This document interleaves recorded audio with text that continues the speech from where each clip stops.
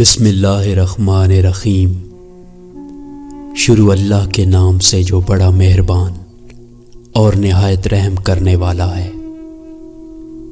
ایک استاد نے کلاس میں داخل ہوتے ہی بلیک بورڈ پر ایک لمبی لکیر کھینچ دی اور کہا کہ تم میں سے کون اس لکیر کو ہاتھ لگائے بغیر اسے چھوٹا کر دے۔ ساری کلاس خاموش ہو گئی کیونکہ استاد نے ناممکن بات کہہ دی تھی۔ سب نے کہا ناممکن ہے، لکیر کو چھوٹا کرنے کے لیے مٹانا پڑے گا، جو ہاتھ لگائے بغیر ممکن نہیں ہو سکتا۔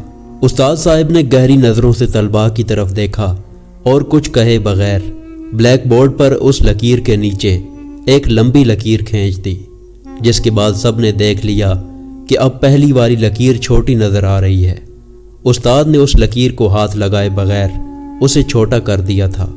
طالب علموں نے آج اپنی زندگی کا سب سے بڑا سبق سیکھا تھا، دوسروں کو نقصان پہنچائے بغیر، دوسروں پر تنقید کیے بغیر، ان سے حسد کیے بغیر، ان سے آگے بڑھنے کا ہنر۔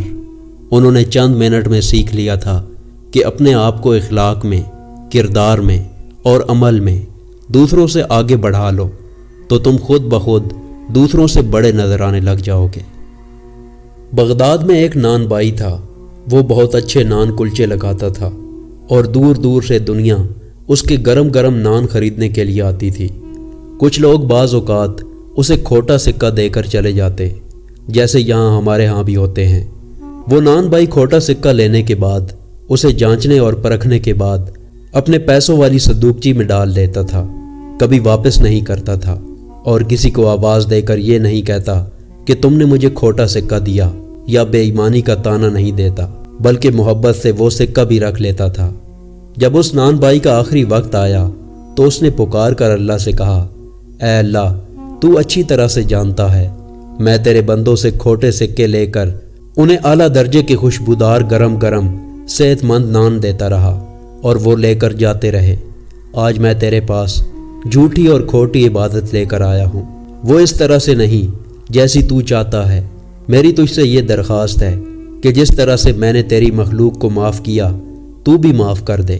بزرگ بیان فرماتے ہیں کہ کسی نے اس کو خواب میں دیکھا تو وہ اونچے مقام پر فائز تھا اور اللہ نے اس کے ساتھ وہ سلوک کیا جس کا وہ متمنی تھا۔ ایک مرتبہ حضرت علی رضی اللہ تعالیٰ عنہ سے سوال ہوا، یا علی، کون سے جانور بچے دیتے ہیں اور کون سے جانور انڈے دیتے ہیں؟ حضرت علی رضی اللہ تعالیٰ عنہ نے جواب دیا کہ جن کے کان اندر ہیں وہ انڈے دیتے ہیں اور جن کے کان باہر ہیں وہ بچے دیتے ہیں۔ پھر ایک دوسرا آدمی کھڑا ہو گیا اور یہی سوال دہرایا، یا علی، کون سے جانور بچے دیتے ہیں اور کون سے جانور انڈے دیتے ہیں؟ اب سائل بدلا تو حضرت علی رضی اللہ تعالیٰ عنہ نے جواب بھی بدل لیا۔ آپ نے فرمایا کہ جو اپنے بچوں کو دودھ پلاتے ہیں وہ بچے دیتے ہیں، اور جو اپنے بچوں کو غذا کھلاتے ہیں یعنی دانہ کھلاتے ہیں وہ انڈے دیتے ہیں۔ پھر تیسرا آدمی کھڑا ہو گیا اور یہی سوال دہرایا، یا علی، کون سے جانور انڈے دیتے ہیں اور کون سے جانور بچے دیتے ہیں؟ حضرت علی رضی اللہ تعالیٰ عنہ مسکرائے اور کہا کہ تیرے لیے بھی نیا جواب ہے، جو اپنی غذا کو چبا کر کھاتے ہیں وہ بچے دیتے ہیں، اور جو اپنی غذا کو صرف نگلتے ہیں وہ انڈے دیتے ہیں۔ ایک مرتبہ حضرت علی رضی اللہ تعالیٰ عنہ کے پاس ایک یہودی عالم آیا اور اس نے سوال کیا کہ مجھے بتائیں کہ وہ کون سے دو دوست ہیں جو آپس میں کبھی دشمن نہیں بنیں گے، اور وہ کون سے دو دشمن ہیں جو کبھی دوست نہیں بنیں گے؟ آپ نے فرمایا، وہ دو دوست جو کبھی دشمن نہیں بنیں گے وہ روح اور جسم ہے، اور وہ دو دشمن جو کبھی دوست نہیں بنیں گے وہ موت اور زندگی ہے۔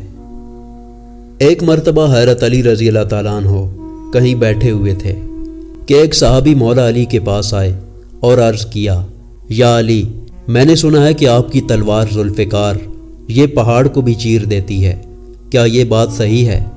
آپ نے فرمایا کہ ہاں، صحیح سنا ہے۔ انہوں نے کہا کہ مولا علی، آپ اپنی تلوار دیں گے؟ میں آزما کر دیکھنا چاہتا ہوں۔ آپ نے اس صحابی کو تلوار دی تو اس نے زور سے دیوار پہ ماری، لیکن کچھ نہیں ہوا۔ تو اس صحابی نے مولا علی سے کہا کہ آپ تو کہہ رہے تھے کہ پہاڑ توڑ دیتی ہے، لیکن یہ دیوار تو نہیں ٹوٹی۔ مولا علی نے مسکراتے ہوئے فرمایا، میں نے تمہیں اپنی تلوار دی ہے، اپنا ہاتھ نہیں۔ ذوالفقار تبھی ذوالفقار ہے جب علی کے ہاتھ میں ہو، ورنہ یہ صرف لوہے کا ٹکڑا ہے اور کچھ نہیں۔ سبحان اللہ۔